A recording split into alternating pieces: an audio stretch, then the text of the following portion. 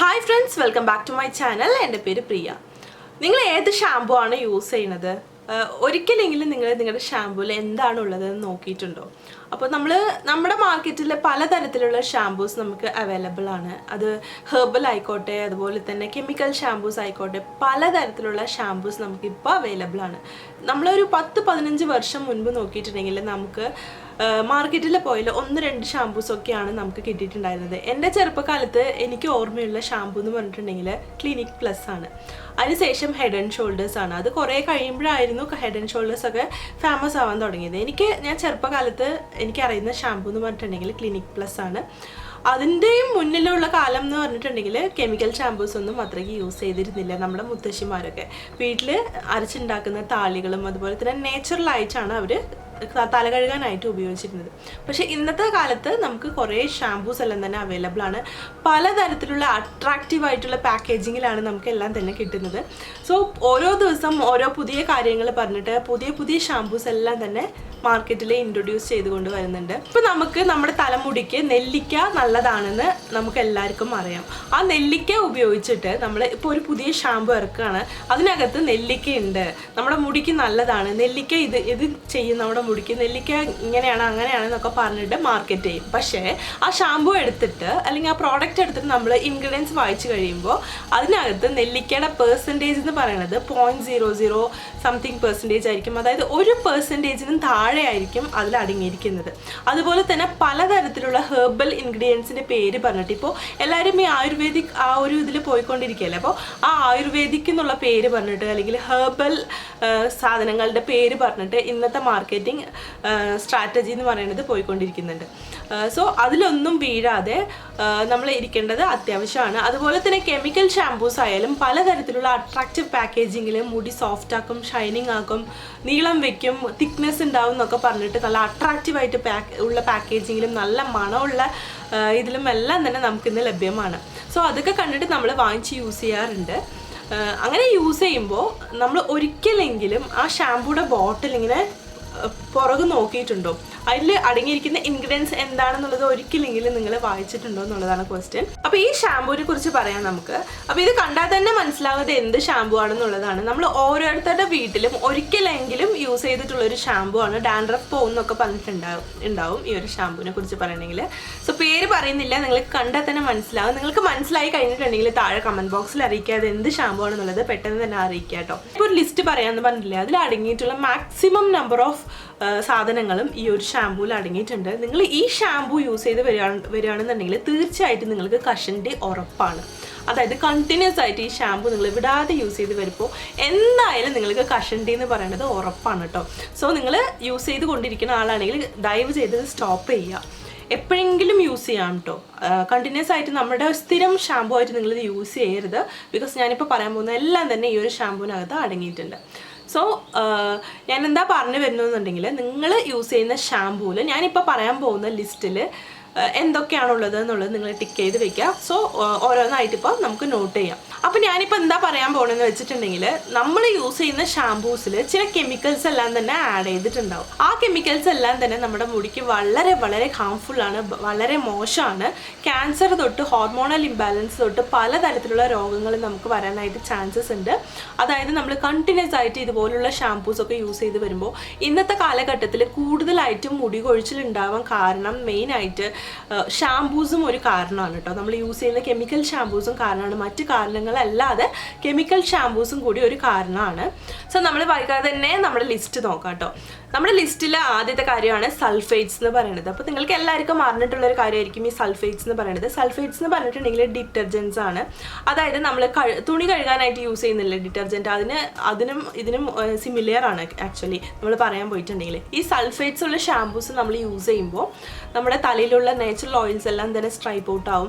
അതുപോലെ തന്നെ അലർജീസ് ഉണ്ടാവാനായിട്ട് സാധ്യതയുണ്ട്. നമ്മൾ കണ്ടിന്യൂസ് യൂസേജിൽ നമ്മുടെ ഹെയറുടെ സ്കാൽപ്പ് വന്നിട്ട് ഒരുപാട് ഡ്രൈ ആയിട്ട് പലതരം സ്കാൽപ്പ് ഇഷ്യൂസ് വരാനായിട്ട് ചാൻസസ് ഉണ്ട്. നമ്മൾ പ്രൊലോഞ്ച്ഡ് യൂസിൽ വന്നിട്ട് നമ്മുടെ പുതിയ മുടി തന്നെ വളരാതിരിക്കാനായിട്ട് തടയാനുള്ള എല്ലാ കഴിവുകളും ഈ സൾഫേറ്റ്സിന് ഉണ്ടെന്ന് തന്നെ പറയാം. സോ സൾഫേറ്റ്സ് യൂസ് ചെയ്യുന്നത് മൂലം നമ്മൾ ഫീൽ ചെയ്യും. സൾഫേറ്റ്സ് ഉള്ള ഷാമ്പു ആണെങ്കിൽ നന്നായിട്ട് പത വരും, അതുപോലെ തന്നെ മുടി നന്നായി ക്ലീൻ ആയ പോലെ ഉണ്ടാവും. പക്ഷേ മുടി ക്ലീൻ ആവുന്നതോടൊപ്പം തന്നെ നമ്മുടെ മുടിയും ക്ലീൻ ആവും കേട്ടോ. അപ്പോൾ സൾഫേറ്റ്സ് ഉള്ള ഷാമ്പൂസ് യൂസ് ചെയ്യുന്നത് നിങ്ങൾ നിർത്തുക.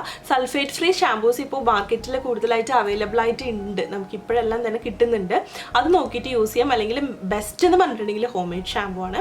നമ്മുടെ ലിസ്റ്റിൽ അടുത്തത് വന്നിട്ട് പാരബൻസ് ആണ്. ഈ പാരബൻസ് നമ്മൾ കണ്ടിന്യൂസ് യൂസേജിൽ നമ്മുടെ സ്കിന്നിൽ അബ്സോർബ് ആവുന്ന ഒരു സാധനമാണ്. ഇങ്ങനെ നമ്മൾ കണ്ടിന്യൂസ് ആയിട്ട് പാരബൻസ് ഉള്ള പ്രോഡക്ട്സും അല്ലെങ്കിൽ ഷാമ്പൂസ് ഒക്കെ യൂസ് ചെയ്ത് വരുമ്പോൾ നമ്മുടെ സ്കിന്നിൽ അബ്സോർബ് ആയിട്ട് പ്രത്യേകിച്ച് സ്ത്രീകൾക്ക് ഈ ഈസ്ട്രോജൻ എന്ന് പറയുന്ന ഹോർമോൺ എല്ലാവർക്കും അറിയാലോ, അതിൻ്റെ കൂടെ ഇന്ററാക്ട് ആവും. ഇത് അതിന്റെ പ്രവൃത്തിനെ കുറയ്ക്കും ഈ പാരബൻസ് എന്ന് പറയുന്നത്. അങ്ങനെ ഉണ്ടാകുമ്പോൾ നമ്മൾ സ്ത്രീകൾക്ക് ഹോർമോണൽ ഫ്ലക്ച്വേഷൻസ് ഉണ്ടാവും. അതുകൊണ്ട് തന്നെ ഹോർമോണൽ ഇംബാലൻസ്, പിന്നെ പ്രഗ്നൻസിയിൽ പ്രോബ്ലം, അതുപോലെ തന്നെ ആർത്തവത്തിൽ മെൻസ്ട്രേഷനിൽ പ്രോബ്ലം എല്ലാം തന്നെ ഇതുണ്ടാവാനായിട്ട് വളരെയധികം ചാൻസസ് ആണ് പാരബൻസിന്റെ കണ്ടിന്യൂസ് യൂസേജിൽ. അതുമാത്രമല്ല പാരബൻസ് ഒരുപാട് ഓവർ യൂസ് ആയി കഴിഞ്ഞിട്ടുണ്ടെങ്കിൽ ക്യാൻസറിന്റെ റിസ്ക് കൂടി വരുന്നുണ്ടെന്ന് റിസർച്ച് പറയുന്നുണ്ട്. അടുത്തത് വന്നിട്ട് ഫോമാൽഡിഹൈഡ് ആണ്. ഫോമാൽഡിഹൈഡ് എന്ന് പറയുന്നത് വളരെ വളരെ ഹാർംഫുൾ ആയിട്ടുള്ള ഒരു കാർസിനോജിക് ഏജന്റ് ആണ്. അതായത് ക്യാൻസർ കോസിങ് കെമിക്കൽ ആണ്. ഇത് കൂടുതലായിട്ട് നമുക്ക് ഷാംപൂസിൽ, നമ്മുടെ ബ്യൂട്ടി പ്രോഡക്ട്സിലെല്ലാം തന്നെ കാണാനായിട്ട് പറ്റും. നമ്മൾ ഷാംപൂസ് പലതും ഫോമാൽഡിഹൈഡിൽ നിന്ന് തന്നെ എഴുതിയിട്ടുണ്ടാവില്ല. ചില കെമിക്കൽസ് എല്ലാം തന്നെ ഞാനിവിടെ ലിസ്റ്റ് ചെയ്ത് കൊടുക്കാം. ഇതെല്ലാം തന്നെ നമുക്ക് ഫോമാൽഡിഹൈഡ് റിലീസ് ചെയ്യുന്ന കെമിക്കൽസ് ആണ്. സോ ഈ കെമിക്കൽസ് എന്തെങ്കിലും നിങ്ങളുടെ ഷാംപൂവിൽ കണ്ടിട്ടുണ്ടെങ്കിൽ തീർച്ചയായിട്ടും ആ ഷാംപൂ ഇപ്പം തന്നെ സ്റ്റോപ്പ് ചെയ്യാം. വേറെ എന്ത് തന്നെ നമ്മൾ സഹിച്ചാലും ഈ ഫോമാൽഡിഹൈഡ് ഉള്ള ഷാംപൂ ഒരിക്കലും യൂസ് ചെയ്യരുത്. അതുപോലെ തന്നെ ഫോമാൽഡിഹൈഡ് ഉള്ള പ്രോഡക്ട്സ് ഒരിക്കലും യൂസ് ചെയ്യരുത്. വളരെയധികം ക്യാൻസർ റിസ്ക് ഉള്ള ഒരു സാധനമാണ് ഈ ഫോമാൽഡിഹൈഡ് എന്ന് പറയുന്നത്. ഇത് എന്തിനാണ് യൂസ് ചെയ്യുന്നതെന്ന് വെച്ചിട്ടുണ്ടെങ്കിൽ ബ്യൂട്ടി പ്രോഡക്ട്സിലും ഷാംപൂസിലും എല്ലാം തന്നെ പ്രിസർവ് ചെയ്യാനായിട്ട്, അതായത് കേടുകൂടാതെ ഇരിക്കാൻ വേണ്ടിയിട്ട്, ബാക്ടീരിയ, മോൾഡ്, ഈസ്റ്റിൻ്റെ പ്രോബ്ലംസ് ഒന്നും വരാതിരിക്കാനായിട്ട്, കേടുകൂടാതിരിക്കാനായിട്ട്. അതായത് നമ്മൾ മ്യൂസിയത്തിലൊക്കെ പോയി കഴിഞ്ഞിട്ടുണ്ടെങ്കിൽ കാണാൻ പറ്റില്ലേ, ഒരു ഗ്ലാസ്സിൽ വെള്ളം പോലെ ഒഴിച്ചിട്ട് അതിനകത്ത് നമ്മുടെ അവയവങ്ങൾ, അതായത് ഹാർട്ട്, ലങ്സ്, പിന്നെ മരിച്ചുപോയ വയറിൽ തന്നെ മരിച്ചുപോയ കുഞ്ഞുങ്ങൾ ഉണ്ടാവില്ലേ, അതിനെയൊക്കെ ഇട്ട് വെച്ചിട്ടുണ്ടാവില്ലേ. അതായത് കേടുകൂടാതെ നമ്മൾ കണ്ടുകൊണ്ട് വരും. അതായത് ചെറുപ്പത്തിൽ നമ്മൾ സയൻസ് മ്യൂസിയത്തിലൊക്കെ നമ്മൾ കൂട്ടിക്കൊണ്ട് പോകുമ്പോൾ നമ്മൾ കാണാറില്ലേ, കേടുകൂടാതെ ഇരിക്കും. അതായത് നമ്മുടെ ബോഡി പോലും കേടുകൂടാതെ വെക്കാനുള്ള കഴിവ് നമുക്ക് ഫോമാൽഡിഹൈഡിനുണ്ട്. അതൊരു എന്താ പറയുക, നല്ല പവർഫുൾ ആയിട്ടുള്ള ഒരു പ്രിസർവേറ്റീവ് ആണ് ഫോമാൽഡിഹൈഡ് എന്ന് പറയുന്നത്. ഫോമാൽഡിഹൈഡ് എന്ന് തന്നെ എഴുതിയിട്ടുണ്ടാവില്ല, ഞാൻ പറഞ്ഞ പോലെ കെമിക്കൽസിൻ്റെ ലിസ്റ്റ് നിങ്ങൾ നോക്കുക. അതെല്ലാം തന്നെ ഫോമാൽഡിഹൈഡ് റിലീസ് ചെയ്യുന്ന കെമിക്കൽസ് ആണ്. സോ അതെന്തെങ്കിലും ഉണ്ടെങ്കിൽ ആ ഷാമ്പു ഇപ്പം തന്നെ സ്റ്റോപ്പ് ചെയ്യുക. ഇല്ലാന്നുണ്ടെങ്കിൽ ക്യാൻസർ റിസ്ക് കൂടുതലാണ് നമുക്ക്. അടുത്തത് വന്നിട്ട് താലൈറ്റ്സ് ആണ്. ഈ താലൈറ്റ്സ് എന്ന് പറയുന്നതും പാരബൻസിനെ പോലെ തന്നെ നമ്മുടെ ബോഡിയിൽ അബ്സോർബ് ചെയ്യുന്ന കപ്പാസിറ്റി ഉള്ളൊരു സാധനമാണ്. ഇത് അടങ്ങിയിട്ടുള്ള പ്രോഡക്ട്സ് നമ്മൾ യൂസ് ചെയ്ത് വരുമ്പോൾ വളരെയധികം ഹാർംഫുൾ ആയിട്ടുള്ള സൈഡ് എഫക്ട്സ് ആണ് നമുക്ക് ഉണ്ടാവുന്നത്.